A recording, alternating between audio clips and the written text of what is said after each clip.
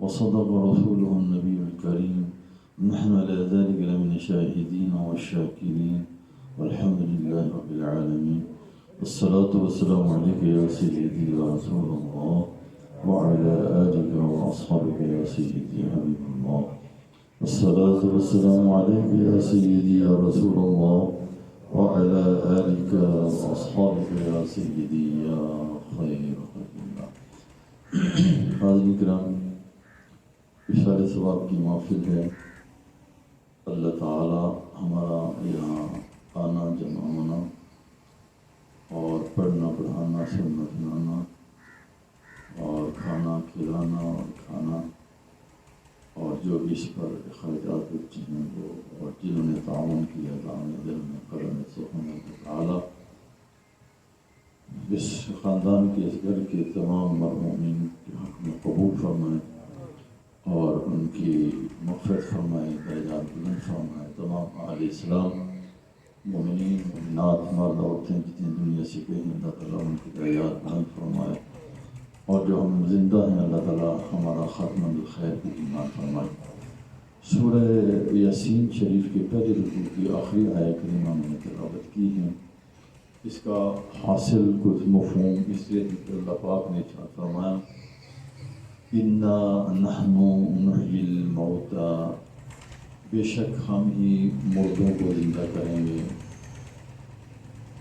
وَنَكْتُبُ مَا قَدَّمُوا، اور ہم لکھ لیتے ہیں یہ لوگ، یعنی پیچھے مردوں کا ذکر ہے، مردوں کو زندہ کریں گے تو اس کا مرجع بھی وہی ہیں، یعنی ان مردوں نے مرنے سے پہلے زندگی میں جو کچھ کام کیے ہیں. نکتب ما قدموا، جو انہوں نے آگے بھیجا تھا وہ ہم لکھ لیتے ہیں، ہمارے پاس نوشتہ موجود ہوتا ہے. وآثارہم، اور ان کے آثار جو پیچھے چھوڑ آئے ہیں تو وہ بھی ہمارے پاس اس کا نوشتہ موجود ہے، اور ہم نے ہر چیز جو ہے وَكُلَّ شَيْءٍ أَحْصَيْنَاهُ اسے ہم نے شمار کر رکھا ہے فی کتاب مبین، کتاب مبین میں، لوح محفوظ میں۔ اس آیہ کریمہ کے اندر جو اہم بات، ایک بات تو یہ ہے کہ ہم سب جتنے ہم بیٹھے ہیں یہاں یا دنیا میں کہیں بھی، سب یہ سمجھتے ہیں کہ ہم نے مرنا ہے، اور ہمارا عقیدہ اس پر ہے کہ مرنے کے بعد اللہ تعالیٰ حساب و کتاب کے لیے اٹھائے گا۔ اسی لیے قیامت کو یوم الحساب کہتے ہیں، اور ہم نماز پڑھتے ہیں، ہمیں جو دعا سکھائی گئی ہے، اور یہ دعا کمپریہنسو دعا سکھائی گئی ہے کہ درود شریف پڑھنے کے بعد رب اجعلنی مقیم الصلاۃ ومن ذریتی ربنا وتقبل دعاء ربنا اغفر لی ولوالدی وللمؤمنین یوم یقوم الحساب۔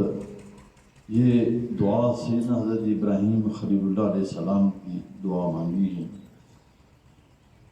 میں نے سنا ہے کہ بعض لوگ کہتے ہیں کہ نماز میں دعا کا کوئی ثبوت نہیں، حالانکہ یہ بات غلط ہے۔ ایک تو پہلی بات تو یہ ہے کہ جب اللہ پاک نے فرما دیا کہ جب بھی تم مجھ سے دعا کرو گے میں دعا قبول کروں گا، تو اجیب دعوت داعی اذا دعان، جب بھی کوئی دعا کرے گا مجھ سے مانگے گا، دعان یعنی دعانی، جو مجھ سے مانگے گا، جب بھی مانگے گا تو اس سے میں قبول کروں گا۔ اب آپ بتائیں کہ انسان جتنا پاک صاف ستھرا اور اللہ پاک کی طرف راغب ہو کر کے دعا کرے گا اور توجہ کے ساتھ دعا کرے گا، اس سے بہتر اجابت اور قبولیت کا کون سا وقت ہوگا؟ سب سے قبولیت ہوتی ہے۔ اسی لیے اس آیہ کریمہ میں سورہ انشراح کے آخر میں جو ہے فَإِذَا فَرَغْتَ فَانصَبْ وَإِلَىٰ رَبِّكَ فَارْغَب، تو اس میں ایک معنی یہ بھی ہے کہ جب آپ فارغ ہو جائیں، یعنی اپنے نماز وغیرہ سے، اعمال سے، تو پھر اپنے رب کی طرف راغب ہوں اور کوشش کریں اور اپنے رب سے مانگیں۔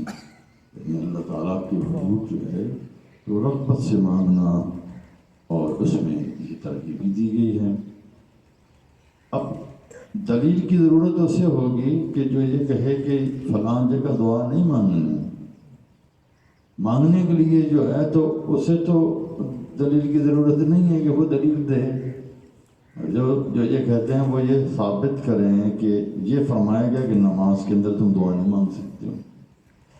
جب حدیث کے اندر یہ بات بھی موجود ہے کہ نماز کیا ہے، نماز کے اندر یہ ہے قرات ہے، تسبیح ہے، تکبیر ہے، اور اللہ کا ذکر ہے، دعا ہے، یہ معنی ہے۔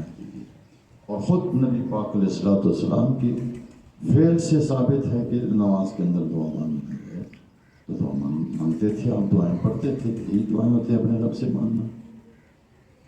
تو بہرحال یوم حساب اسی لیے کہتے ہیں کہ حساب ہوگا، اور حساب قیامت کے دن ہوگا، تو اس لیے فرمایا انا نحن نحیی الموتیٰ۔ ہر مومن، ہر مسلمان کا تو بہرحال عقیدہ ہے ہم نے مرنا ہے، مرنے کے بعد اٹھنا ہے اور اللہ پاک کے دربار میں حاضر ہونا ہے، وہاں ہمارا حساب ہوگا۔ اور یوم حساب کا ہونا ویسے بھی عقلاً بھی عقل سے تسلیم کرتی ہے کہ اس دنیا کے اندر ایسا نہیں ہے کہ ہر کسی کو انصاف ملتا ہو، اور یہاں انصاف انتہائی یعنی مہنگا ہے، اور سب سے سستا ظلم ہے۔ ظلم جو ہے وہ گلی گلی جو ہے وہ مل جاتا ہے، لیکن انصاف کہیں بڑی سے بڑی کورٹ کے اندر چلے جاؤ وہاں بھی دشوار ہوتا ہے، اگر ملے بھی تو بڑی بسیار کوشش کے بعد ایسا ہوتا ہے۔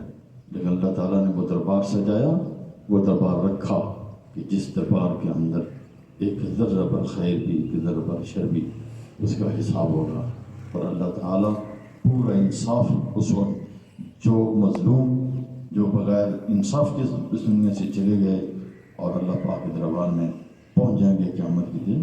اللہ پاک ان ظالموں سے ان کا حساب چکائے گا، اور حساب چکانے کے مختلف جو ہے وہ مدارج ہوتے ہیں. ایک وے اس کا یہ بھی ہے، فرمایا حدیث شریف کے اندر کہ مظلوم جو ہے تو ظالم کی اگر نیکیاں ہیں، کچھ نیکیاں بھی ہیں، وہ نیکیاں جو ہے وہ مظلوم کو دے دی جائیں گی، اور پھر اگر پھر بھی ظلم زیادہ ہے تو پھر مظلوم کے گناہ جو ہیں ظالم کے اوپر ڈالے جائیں گے. تو اس طرح وہ گناہوں کے ساتھ جو ہے تو وہ لدا ہوا ہوگا اور اسے جہنم میں ڈال دیا جائے گا. تو یہ وہ چیزیں ہیں جو قیامت کے دن حساب ہوگا. تو اس لیے دعا جو ہے تو یہ انتہائی اہم چیز ہے. تو اللہ پاک نے فرمایا کہ ہم مردوں کو زندہ کریں گے، اور فوراً بعد یہ فرمایا کہ زندگی کے اندر انہوں نے جو خیر کی شر کی نکتبو، ہم لکھ لیتے ہیں. ہمارے فرشتے جو ہیں ان کے دائیں بائیں اچھائی لکھنے کے لیے، برائی لکھنے کے لیے یہ موجود ہیں. دائیں ہاتھ کی طرف جو ہیں وہ اچھائی لکھتے ہیں، جو بائیں طرف ہے وہ برائی و شر لکھتا ہے. تو اس طرح تمہاری پوری ڈائری جو ہے وہ ہم لکھوا لیتے ہیں. اس لیے نہیں کہ اللہ تعالیٰ بھول جاتا ہے یا اللہ تعالیٰ کو کہ علم میں نہیں ہے، نہیں، اللہ تعالیٰ پہلے سے بھی اسی طرح جانتا ہے، اب بھی اسی طرح جانتا ہے، اور قیامت کے دن بھی اسی طرح جانے ہیں. سب اس کے علم میں اسی طرح، جیسے اس طرح پہ کہنا غلط ہے، اس سے زیادہ اس کے سامنے ہر چیز واضح ہے. جیسے ہم ایک دوسرے کو دیکھ رہے ہیں، ہم سن رہے ہیں ایک دوسرے کو، آپ میری آواز سن رہے ہیں، میں بول رہا ہوں، تو اس سے زیادہ روشن ہر چیز سامنے، ہر وقت ہر آن اس کا علم جو ہے تو وہ کل یوم و فی شان. تو وہ سب ہر دن کی ہر چیز جو ہے وہ پہلے سے اس کے سامنے موجود ہے اللہ تعالیٰ کی. یہ صرف اس کا پریکٹیکل ہو رہا ہے جو ساتھ ساتھ ہو رہا ہے. یہ ہمارے لیے ہوگا کہ وہاں اگر کوئی انکار کرے کہ نہیں میں نے یہ نہیں کیا، تو اس کی ڈائری سامنے ہوگی، وہ سامنے کر دیا جائے گا. وہ وقت ہو جائے گا، وہ فیل کہ یہ کیا. ظلم ایک چھوٹی سی چیز بھی ہو سکتی ہے، ایک بڑی چیز بھی ہو سکتی ہے. اللہ تعالیٰ سے دعا ہے کہ اللہ تعالیٰ ہمارا خاتمہ بالخیر بالایمان فرمائے، اور اس حال میں فرمائے کہ ہم دنیا سے جائیں ہمارے ذمے جو ہے کسی کا ظلم اور کسی کی کوئی حق جو ہے ہمارے ذمہ نہ ہو، ہم حقوق کو ادا کر کے دنیا سے جائیں. اور یاد رکھیں اگر خدا نخواستہ کسی کا وہ حق ہم پر ہے اور وہ شخص دنیا سے چلا گیا ہے، اور حق اگر مالی ہے تو وہ مال ہم اس کے وارثوں کو دے سکتے ہیں، اور اگر اس کے وارث بھی کوئی بھی نہیں رہا تو پھر ہمیں پتہ ہے کہ اتنا مال ہم نے اس کا دبایا، تو وہ مال ہم اللہ کی راہ میں خرچ کر دیں، دے دیں، اس نیت سے کہ اس کا ثواب اس مرحوم یا مرحومہ کو ہو. اور پھر اس کے لیے اور اپنے لیے استغفار مغفرت کی دعا کرتے رہیں. اگر وہ زندہ ہے یا اس کے وارث زندہ ہے تو وہ مال ان تک پہنچا دیا جائے. اور اسی طرح اگر اسے کوئی جو چونچ گفتگو میں ہو گئی، باتوں میں ہو گئی، تو اسے معافی مانگ لی جائے اگر وہ زندہ ہے. اگر وہ چلا گیا تو پھر مغفرت کی دعا ہے اس کے لیے بھی، اپنے بھی اللہ تعالیٰ نے توفیق عطا فرمائے. وآخر دعوانا الحمد للہ. بسم الله الرحمن الرحيم. قل يا أيها الكافرون لا أعبد ما تعبدون ولا أنتم عابدون ما أعبد ولا أنا عابد ما عبدتم ولا أنتم عابدون ما أعبد لكم دينكم ولي دين. الله أكبر ولله الحمد. بسم الله الرحمن الرحيم. قل هو الله أحد الله الصمد لم يلد ولم يولد ولم يكن له كفوا أحد. الله أكبر ولله الحمد. بسم الله الرحمن الرحيم. قل هو الله أحد الله الصمد لم يلد ولم يولد ولم يكن له كفوا أحد.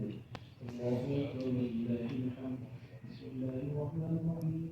قل هو الله أحد الله الصمد لم يلد ولم يولد ولم يكن له كفوا أحد. الله أكبر ولله الحمد. بسم الله الرحمن الرحيم. قل أعوذ برب الفلق من شر ما خلق ومن شر غاسق إذا وقب. الله أكبر ولله الحمد. بسم الله الرحمن الرحيم. قل أعوذ برب الناس ملك الناس إله الناس من شر الوسواس الخناس الذي يوسوس في الحمد لله رب العالمين الرحمن الرحيم مالك يوم الدين إياك نعبد وإياك نستعين اهدنا الصراط المستقيم صراط الذين أنعمت عليهم غير المغضوب عليهم ولا الضالين.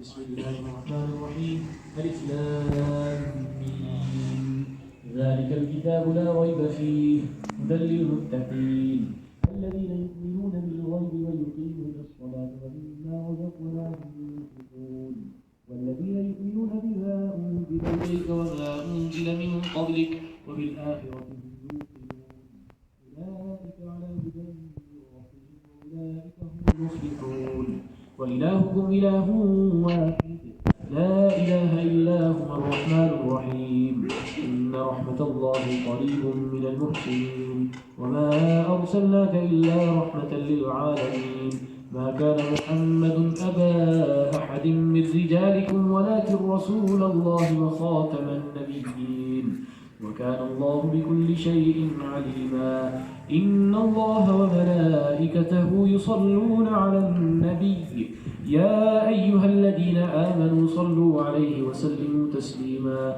اللهم صل على سيدنا محمد وعلى آل سيدنا محمد كما صليت على سيدنا إبراهيم وعلى آل سيدنا إبراهيم إنك حميد مجيد اللهم بارك على سيدنا محمد وعلى آل سيدنا محمد كما باركت على سيدنا إبراهيم وعلى آل سيدنا إبراهيم إنك حميد مجيد سبحان ربك رب العزة عما يصفون وسلام على المرسلين والحمد لله رب العالمين الله أكبر لا إله إلا الله والله أكبر ولله الحمد